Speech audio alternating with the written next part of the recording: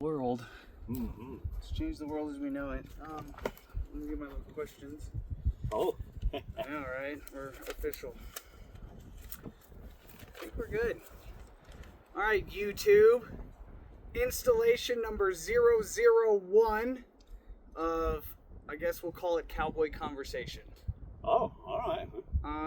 So we're just gonna get right into it. I'm gonna have a beer. You want one of these? No, I'm good. All right. So the first question would be, who are you and where are you from? Well, my name's Coulter Iverson, and I'm out of Moccasin, Arizona. All right. You want to tell the world where a moccasin is real quick so they can... It's as far north as you can get in Arizona without calling yourself a Utah. All right. And that's pretty much where we're at. Right on the border. Yeah. Okay, so forgive me, world and YouTube. You know, we're fucking podunk rednecks out here, so we're trying to do this for you fools in the world to the best of our abilities. So the next question for you, Coulter, would be, what do you do for work? Well, I run a few cows and catch a lot of wild cattle for other guys. And then I break lots of horses for people and myself. And then when I'm feeling lucky, I go panning for gold. Do you really pan for gold? I do. No shit. Yeah. Where the hell do you pan for gold around here? Oh, you don't around here. Okay. You gotta go farther south. Down in Arizona. Yeah. All right. So the world knows when he goes to catch cows. Well, I'll let him tell you this. How does someone get in touch with you to catch cows, and where do you catch most of these cows when you're working for other folks, not doing your own herd? Well, it's kind of word of mouth. It's cowboy world's kind of a close knit world. It's not as big as a lot of people would think it is. You know. For example, your name always travels far enough, and for too long you got people going, oh, well, I know this guy, and then it's word of mouth, and then all of a sudden you get a call out of the blue if someone has some cattle they can't gather or something, and they'll either call me or someone like me with their dogs and their catch horses and things to go catch these wild and feral cattle. How many, like, as far as when you say there's people like you, there's not a lot of you left. How stiff of a competition do you have? Like, are there a lot of people that you're going up against, or are you like, you know? Well, it's a lot more now than it used to be. To be honest, ever since the beginning of a lot of social media. All right. So you would say that social media and maybe even the television program Yellowstone. Oh yeah, turned on a lot of.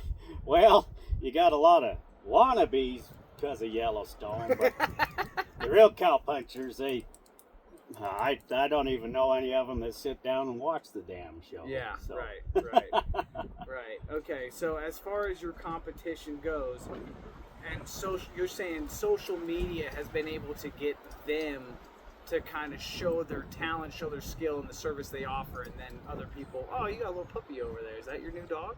Yeah, that's 2-bit. Sweet, man. Yeah. That does look like a Catahoula. Oh, yeah. Yeah. He's definitely a Catahoula. Oh, yeah.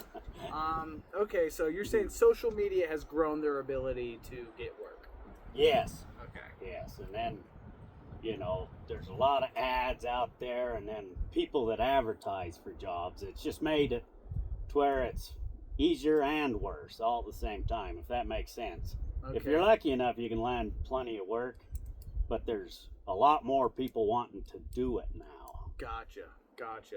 And then when people do get a hold of you, are these like folks in your backyard, or how far are you traveling for these jobs? Well, you're talking anywhere around the country, really. If it's rough country, and a lot of cattle ain't even that wild. They'll be just remnant cattle. What was that word? Remnant. Okay. So, like, for example, there'll be, a summer allotment. Okay. The ranch will run or whatever, and then they'll gather as many cattle as they can off, and then they can't find some of them. Mm-hmm. And then some that don't get found get a little cranky when they do get found, and then they start learning how to get away. Mm. And then for too long, they're trained to just... Interesting. And then that's when I get phone calls. Gotcha. So you're dealing with the snottiest of the snotty at the end Oh, of the day. yeah. All right. All right. We'll keep moving. We're not going to try to make this forever long for you guys and gals out there. So my next question is actually, it comes in a good time. So what's one of your favorite or one of your best stories? What is your all-time favorite story to tell from out there and doing what you do for work? Oh, well, I don't know. I got quite a few. I bet you do. I bet you do. So give me like a top two. A top two? You know? Well, I'd have to think about that because there's quite a few top twos too. Okay, all right. Well, the first one that comes to mind is we was catching a lot of wild cattle down there in the Bradshaws, and anyway, I went and caught a pretty good sized bull. He wasn't huge, and he kind of a Watusi bull, tiger stripes, real pretty. Mm-hmm. And I was on an old horse called High Pockets, a terrible horse. Anyway, I threw my trip. He stepped over it. And that's where the rope goes out in front of them after you catch them by the head. Okay. And then they'll step over it, and you can turn off to the left, and then you can bat them down. Gotcha. And you run down the rope and tie them down. Yes, sir. But anyhow, I was making my way down, good timing, so I thought to go tie this bull down with the horse I had. He didn't really try too hard on anything. Anyway, all of a sudden I seen a big old slack come into my rope, and that bull caught his air. He jumped up and was on me like stink on a biker. It was something else. And so I was running around some bushes and things, and thank the Lord I had my good pal along with me, and he come and dabbed both hocks on him with his rope and laid him down, and then we tied him down. He says, "Well, did you learn anything?" I says, "Good grab. I think I'll bring a better horse next time." He says, "No, just run faster." I guess when in doubt, getting the hell out of there is always the best answer. Yeah. Man. Oh, shoot.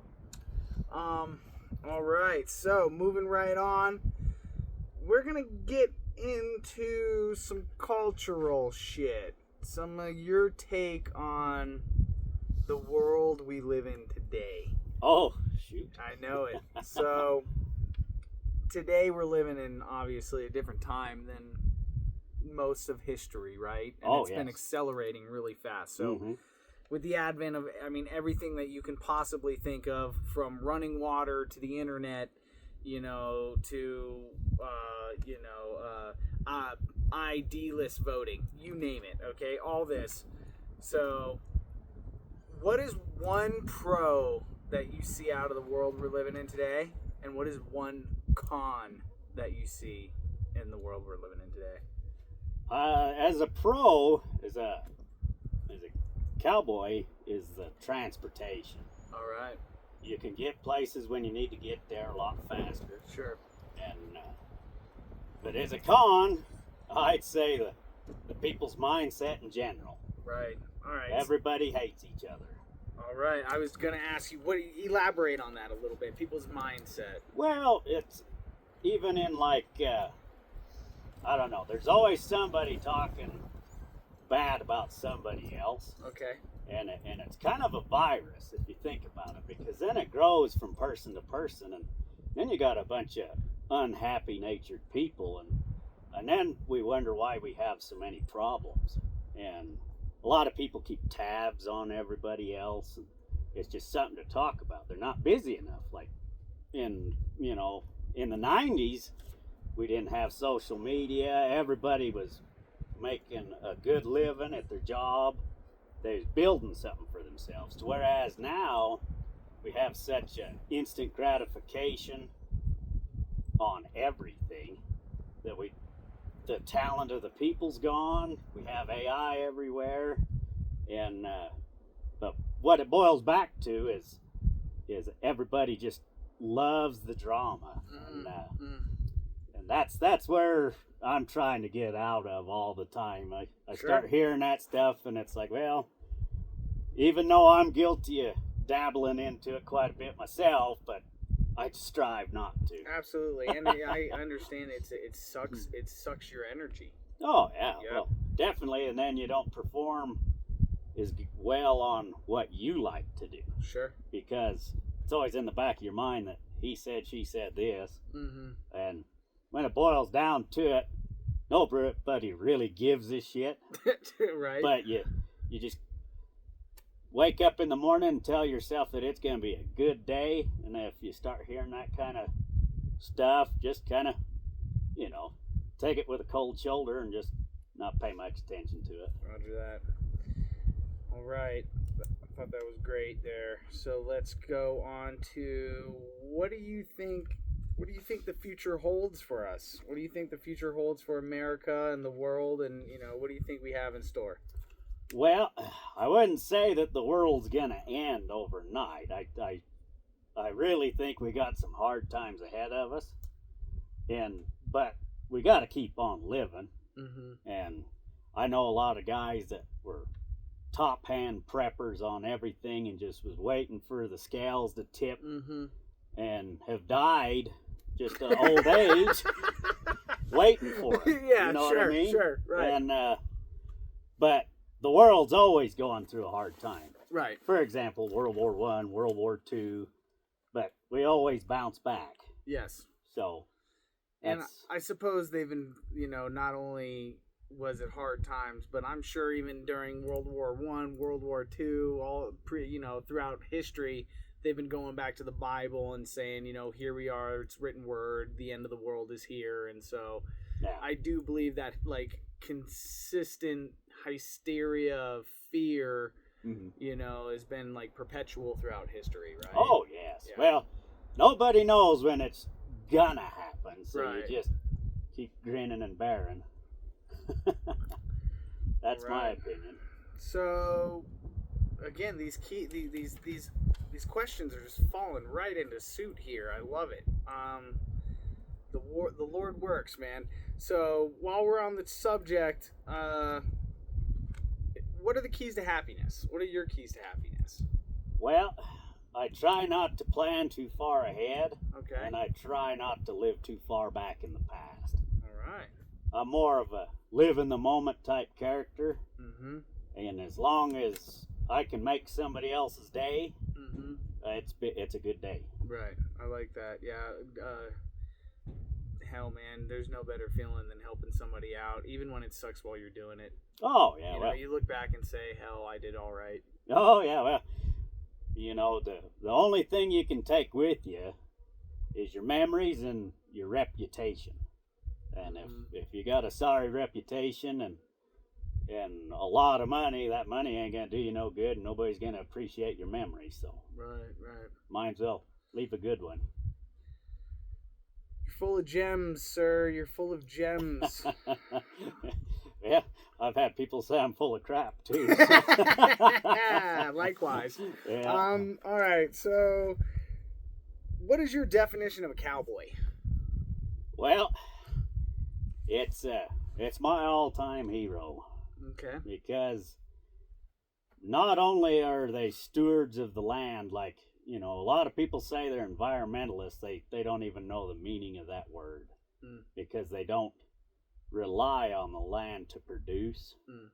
And a cowboy or a rancher or somebody in that lifestyle is the true environmentalist, taking care of what he has, because if he doesn't, he loses everything. And so when it comes down to just simple management of moving your cows around, like, you're doing everything a favor in nature, and then you're not only producing water for the wildlife and things like that, you're just basically just doing a favor for everything by wanting to be in this kind of a lifestyle. And another definition of it is, to me, is someone with the highest morals, even though he knows that everything else has kind of gone to crap. Heck, the best advice I look for is an old cowboy. Yes, And absolutely. so if life could be going to heck, and if I need someone to give me some pointers, that's usually who I ask. They shoot it straight. Well, yeah, Yeah. you can't bullshit. Yeah, absolutely not. And I would agree with that 100%. I mean, you know, not to talk about myself too much, but, you know, I got into this world because there is a very high standard of morality. And Yeah. if you are not operating at a certain level, you will be found out and cast out. And like you said, it's not a big circle of people, as well as all you really got is your word and your work ethic, and people will find out. Oh, yeah. Yep. So what do you do for fun, Coulter? Well, I do it every day. I wake up in the morning and I slap a saddle on a horse, and I'm either breaking the horse and trying to make a good ride on him, or I'm out looking at cows with him and just trying to basically just see more country and just enjoy the good Lord's beauty that He's made. Amen.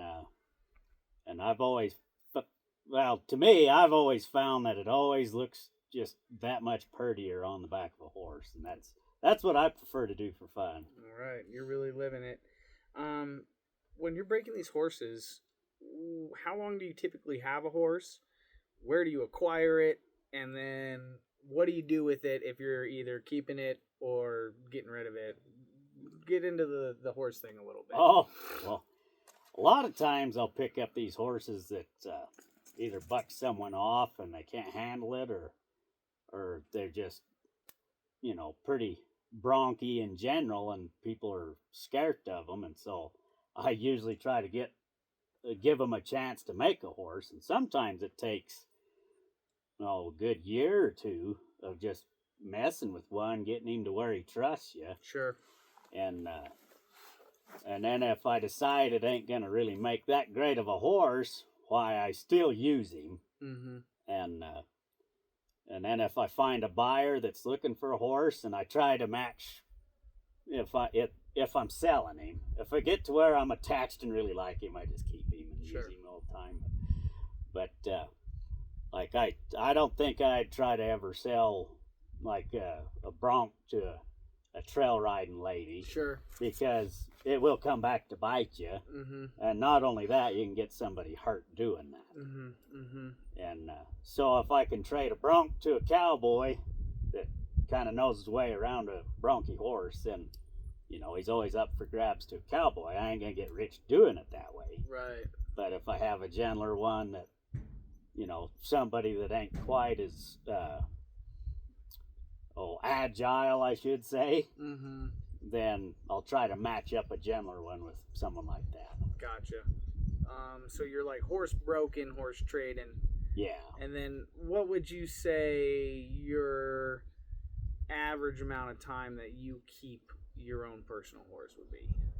Like right up till its dying moment? Yeah, it varies, because sometimes you get, a little squirt that's starting out, Mm-hmm. needs a good gentle horse, and I kind of wish when I was a kid I'd have had a little bit gentler horse to ride, to start out on. But we rode what we had, Right. and didn't think twice about it. But in today's world, I'd like to see more kids get into it. So if I have an older, gentler one, Sure. that'll just kind of be a good babysitter for a kid. If somebody wants him like that, then I'll let one go for that. Sweet. All right, so let's just keep on with this way we're going. So what about legacy? What do you believe in as far as your own personal legacy, and like, just give me your philosophy on the word legacy in itself, because I know you're a man who thinks a lot like myself, and, we're real humble in our thinking, and so... Well, at least we try to be. Yeah, well, we try, yeah. So yeah, just speak on the word legacy for just a little bit. Well, to me, this isn't, Webster's dictionary, but to me, a legacy is something that you can build and grow and then pass on knowledge. And if you can share your knowledge then in a good way to where it'll make somebody else's life better, then that to me that's legacy, and it's a really good idea to strive toward, because we're not here for very long, and so you might as well pass on as much tradition and knowledge as you can to someone else, someone that appreciates it anyway, and then they can have the chance to keep it going. Right. Yeah, it's beautifully spoken, especially if it can make their life easier, even if it's sharpening a damn knife or something. Oh yeah, you can always pass on a little trick or learn a new little trick. It doesn't matter. And it's funny hearing you say that, because I actually just thought about you could learn a little trick from somebody, whether it's tying a knot a certain way, something small, and that little knot might have been some other feller's legacy from who knows how long ago, that he taught somebody who taught somebody. Butterfly effect. Yeah, man. Yeah, I just thought about that. Yeah. No, the way you speak, it really makes a lot of sense. That's why we're here. All right, so this one is this is gonna get you in trouble. So, oh shoot. What is your opinion of the role of a woman? What is the role of a woman? Well, in the good book it says women were created for the use of man, so there you have it. His words, not mine. It's the Bible. Well, we'll check into that. We'll Google that one. All right, on to the next one. All right, so the company you keep, what kind of friends do you like to keep? What kind of folks do you steer away from? Well, in my opinion, if a good loyal friend goes a long ways, I got some good loyal friends, and then you got to dang sure try to steer away someone that's always trying to drag you down and get you into trouble with them, because misery likes company. And I'm not saying don't give anybody a chance, but sometimes you got to draw a line in the sand. If they want to try to make themselves better, that's a good thing. Right. And you can try to be a good example to them. But I've been with some characters that, I'm not gonna say no names just because I don't want to make anybody feel bad. Sure. But all at the same time, it's like, yeah, come over. And so then when you go over and you start seeing some pretty shady shit going on, it's time to probably just leave. Sure. Even though they mean well. But Sure. sometimes meaning well isn't the best. Sure. Would you, is being a cowboy, or at least living a Western lifestyle, a standard of something you consider the mark of the beginning of a friend? Like somebody walked up that was holding a fucking skateboard with a nose ring. Would you say, I'll give this individual an opportunity to be my friend, or would you just say that person is a buffoon? And well, I got some people in my life that I consider my dearly close friends that are covered in tattoos. They don't look like a cowboy at all. Sure. But when you get them on the back of a horse, they outdo a lot of the guys that wear the hat. Sure. I get that. And so, if somebody wants to learn, oh yeah, I'll give them a chance. Sure. Like sometimes you just gotta be a little cautious until you get to know someone. But a book usually spells out itself when you see someone and how their attitude is, and that says a lot in the first 5 minutes of meeting someone. Yeah, and I think image, hell, man, you don't realize it when you're younger, YouTube, and all you, you people that aren't as grounded out there in the world, you put these marks all over your body, and it could be anything, man. your appearance means a lot, all right? When you walk into a room and folks see you for the first time, you better believe they are going to make some sort of a judgment about you and where you're from and all that. So it's not rocket science in that regard. Oh, no, it's not. Like, just watch me walk into any fancy restaurant. Yeah. You know, Yeah.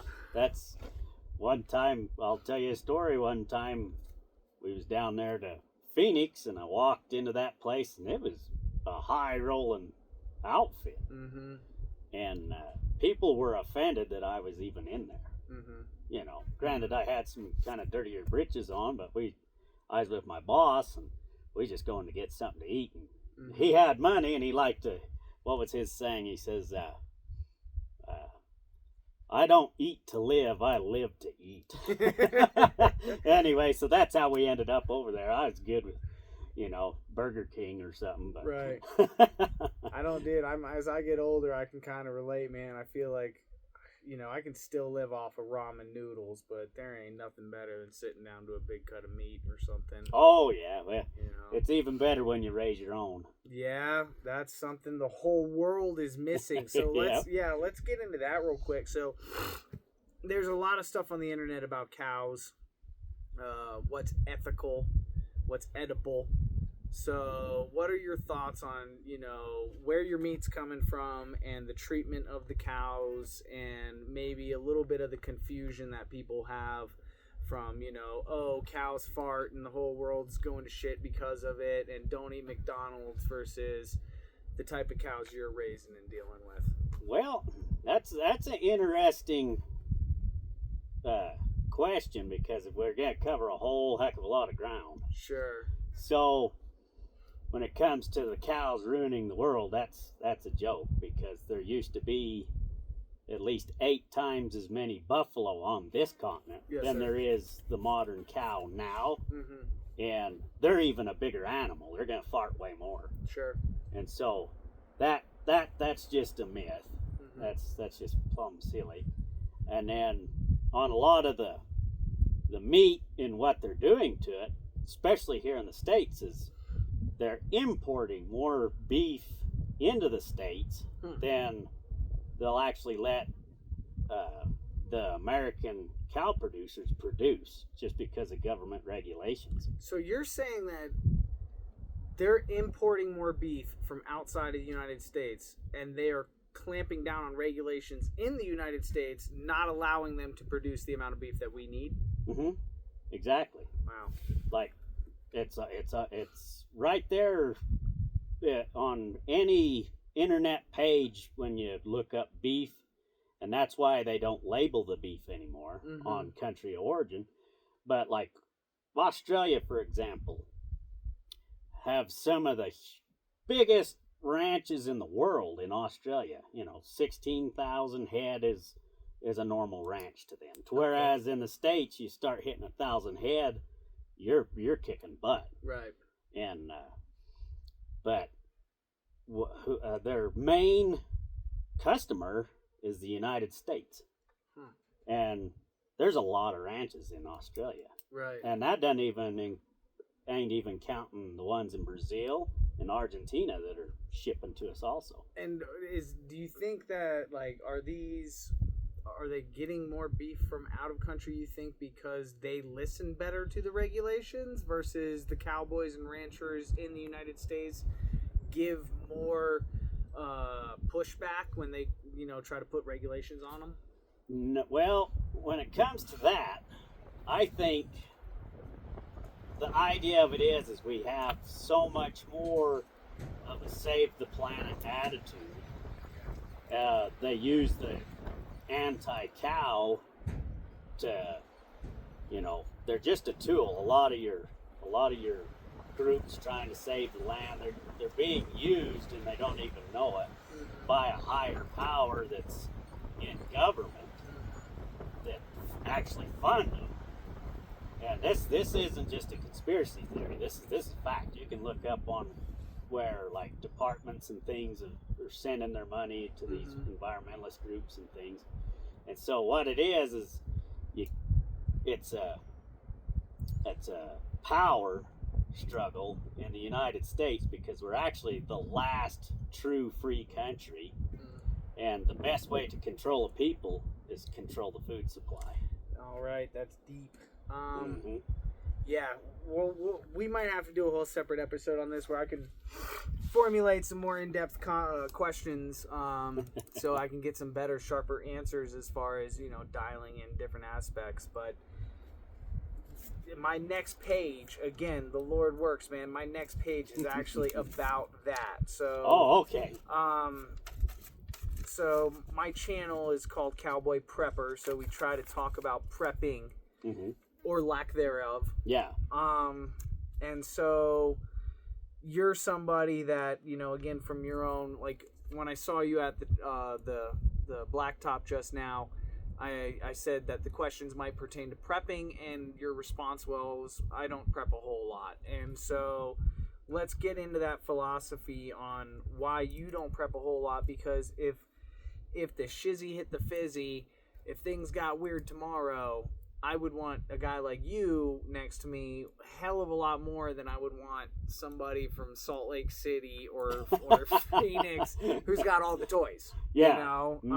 So let's just say, let's start real simple and say, what are 3 tools, physical tools, that you feel that you could survive, rain, sleet, or snow? What are 3 things you keep on with you in the backcountry at all times? A good sharp knife and fire starting steel or a lighter. Okay. Like I'm just loaded down with lighters all over. Sure. I end up some in my pockets and some in my saddle and. Sure. And you don't smoke like that. No. Yeah. No. I'd be a chain smoker if that was the case. Right. And then the last one would be kind of it would be more of a split. Either some type of firearm, which to me it's a 45 pistol because it'll drop anything, and I practice all the time, and so I'm quite confident with it. I can take it and survive if I need be. And then, but the other choice would be an axe. Yep. All right, I love that. Tell the world why. Well, when it comes to looking at history, what was the main tool used out through history? An axe. Yeah. And basically it's quite a versatile tool. It can be used as a weapon, and you look cool with it. That's the number one thing. Look cool. Yeah.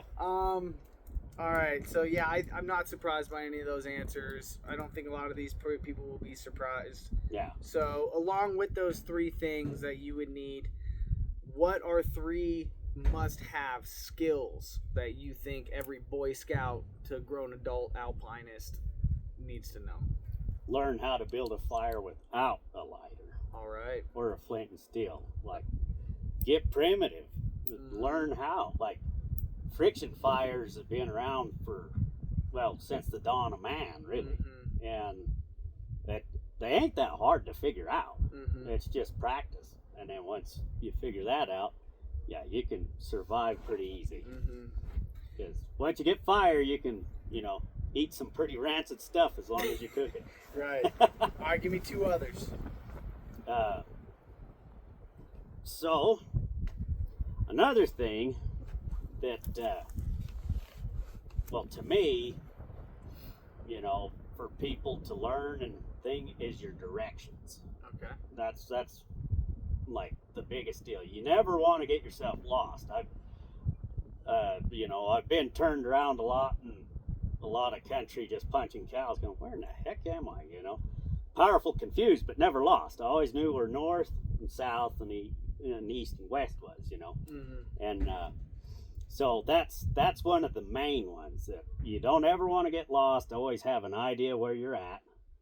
And then last but not least, I think everybody should learn to try to study more on learning new tricks. You should always be open-minded when it comes to learning something. Mm-hmm. And if somebody shows you a trick, you dang sure better take it to heart and then pay attention to what they're saying. Right, so we're going to say that third one, we're going to call that third one an open mind. Yeah. Because I know a lot of these folks, it doesn't matter if you're some granola camper or cowboy. Some of these guys get in their head that they know best. They start the fire the best. They split the wood the best. And being cocky will get you killed. Being cocky will get you killed 9 times out of 10. All right, so then...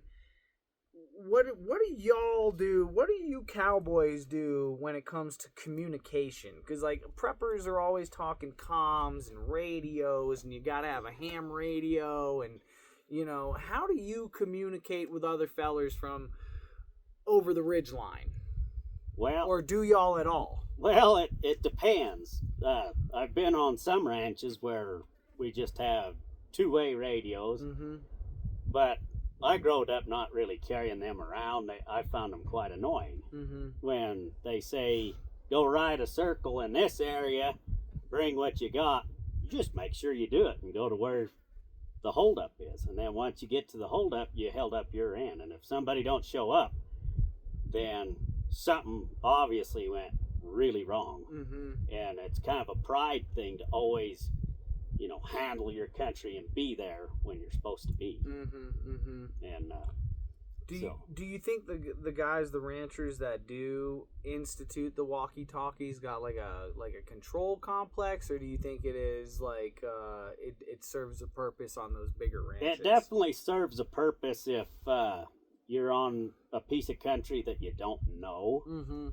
And so you can kind of keep track of everybody. Like, it's not a con. I just wasn't used to it, and I was riding a kind of a snotty horse the first time I did it, and time that thing go bloop, I was going for a bronc ride. So right. I turned mine off.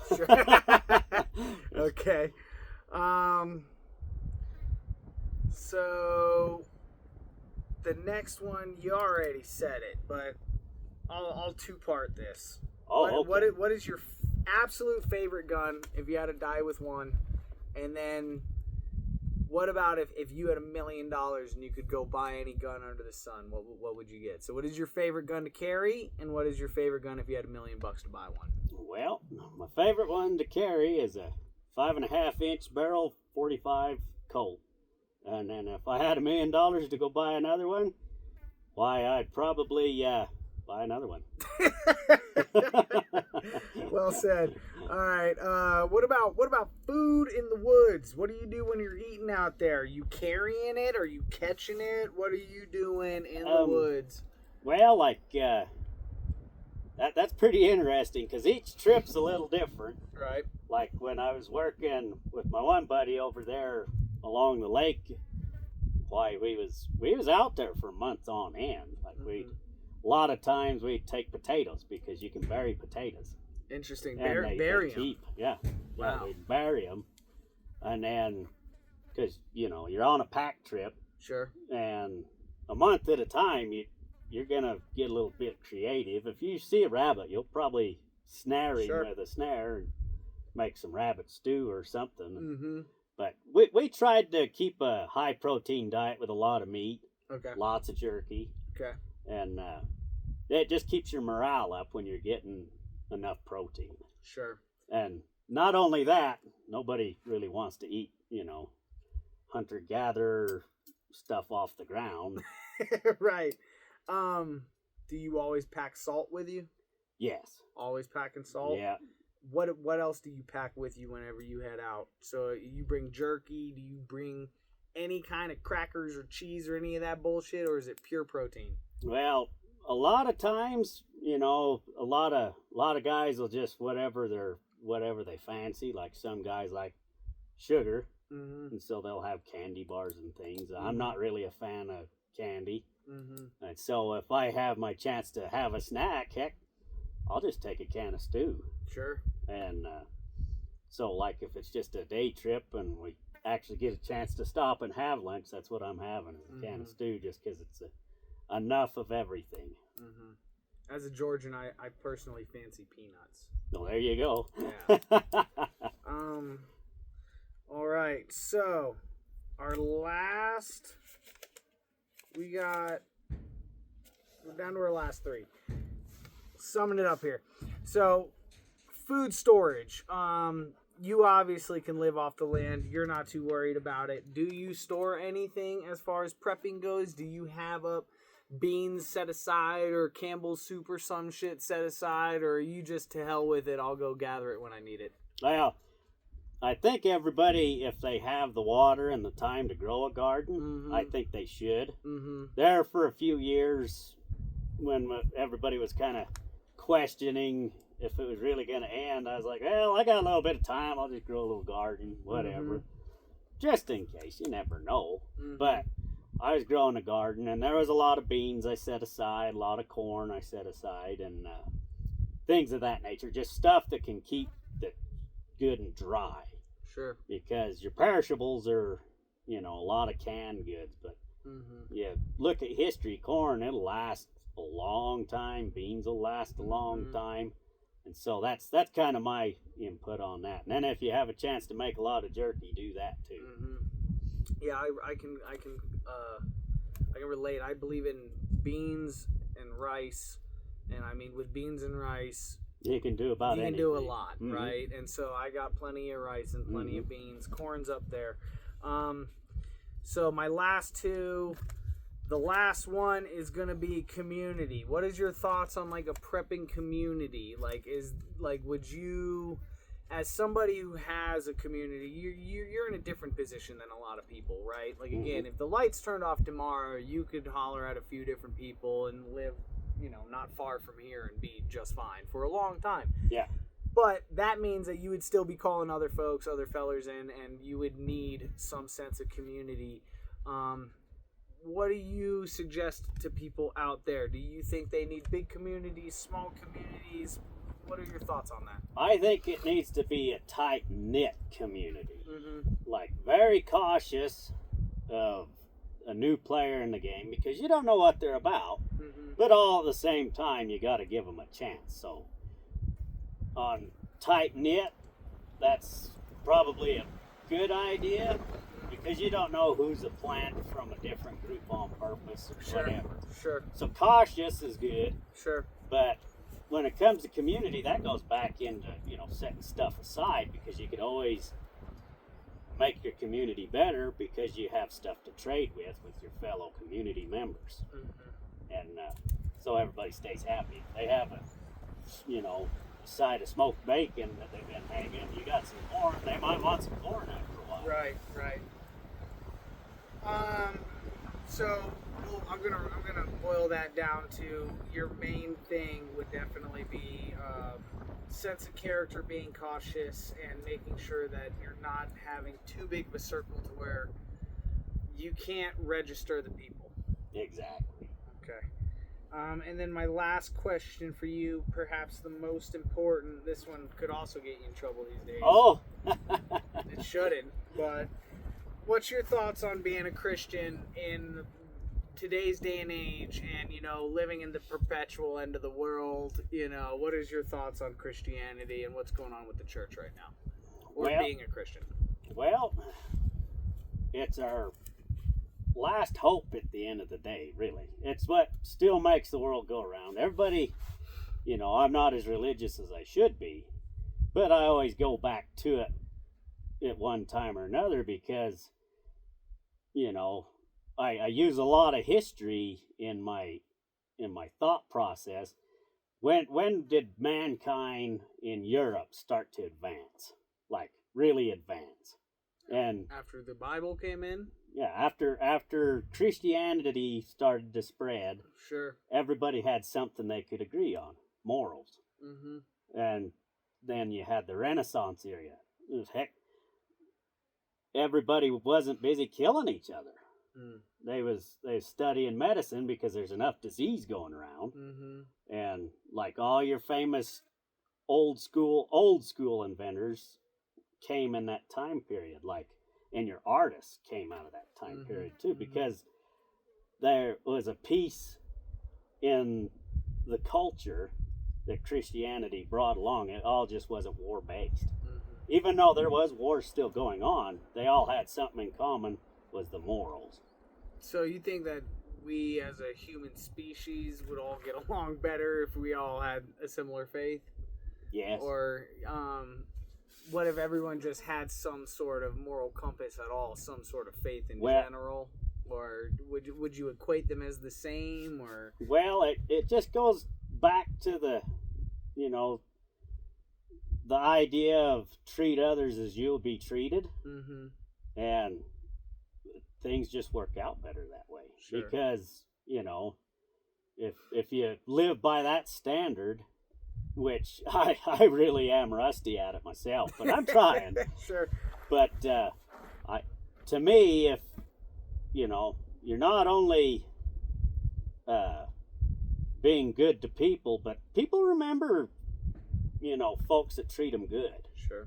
And fairly. Try to be fair. And that's what I really like about the Christian idea in the religion, is just treat others as you'd be treated. And that settles a lot of other scuffs. Sure. All right, and then, so that pretty much concludes my questions. Oh. So is there any last message you want to tell anyone? Is there something you want to leave folks with, or are you... Well, I'll leave you folks with this. We came here to chew bubblegum and kick ass, but we're all out of bubblegum. Well spoken. Walter, I appreciate you as a friend, brother. I look up to you. Oh, yeah. Well, likewise. Yeah, thank you very much, man. All right. Y'all stay tuned. Yeah, there will be more.